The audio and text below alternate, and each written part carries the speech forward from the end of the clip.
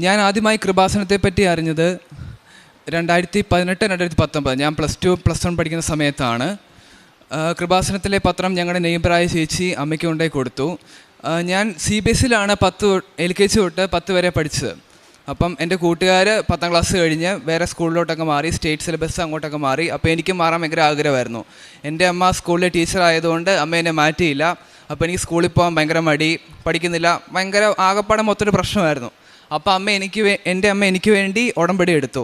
അപ്പോൾ അമ്മ എല്ലാ ദിവസവും പ്രാർത്ഥിക്കുമായിരുന്നു, തൈലം പൂശി എന്നെ സ്കൂളിൽ വിടുമായിരുന്നു, ഓരോ കാര്യങ്ങളൊക്കെ ചെയ്യുമായിരുന്നു. അപ്പോൾ ഞങ്ങളും പ്രാർത്ഥനയിൽ ഇങ്ങനെയൊക്കെ കൂടുമായിരുന്നു.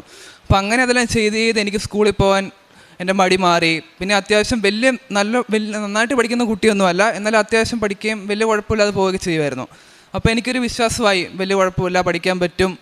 എൻ്റെ ആ ഒരു ബുദ്ധിമുട്ടുകളെല്ലാം മാറി. അപ്പോൾ അങ്ങനെ എക്സാം കഴിഞ്ഞു. എക്സാമിൻ്റെ റിസൾട്ട് ഇങ്ങനെ വന്നു. അപ്പം ഞങ്ങളുടെ പ്രിൻസിപ്പൽ സിസ്റ്ററാണ് എന്നെ റിസൾട്ട് വിളിച്ച് പറഞ്ഞത്. അപ്പോൾ സിസ്റ്റർ എന്നെ വിളിച്ചിട്ട് ഇങ്ങനെ പറഞ്ഞടാ, നിനക്ക് 91.4% മാർക്ക് കിട്ടി. അപ്പം ഞാൻ സിസ്റ്റർ എനിക്കാണോ, ഒന്നെങ്കിൽ സിസ്റ്റർ മാർക്ക് കൂട്ടി മാറിപ്പോയതായിരിക്കും, അല്ലെങ്കിൽ വേറെ ഏതെങ്കിലും കൊച്ചിന് റിസൾട്ട് ആയിരിക്കും. അപ്പോൾ എനിക്ക് വിശ്വസിക്കാൻ പറ്റുന്നില്ല, എനിക്ക് ഇത്രയും മാർക്ക് എങ്ങനെ കിട്ടി, ആര് തന്നു? അപ്പോൾ അങ്ങനെ വന്നിട്ട് സിസ്റ്റർ എനിക്ക് എൻ്റെ മാർക്ക് ലിസ്റ്റ് അയച്ചു തന്നു. അപ്പോൾ എനിക്ക് ഭയങ്കര അത്ഭുതം. അപ്പോൾ എനിക്ക് മനസ്സിലായി മാതാവ് അവിടെ ഇടപെട്ട് എനിക്ക് തന്നൊരു അനുഗ്രഹമാണ്.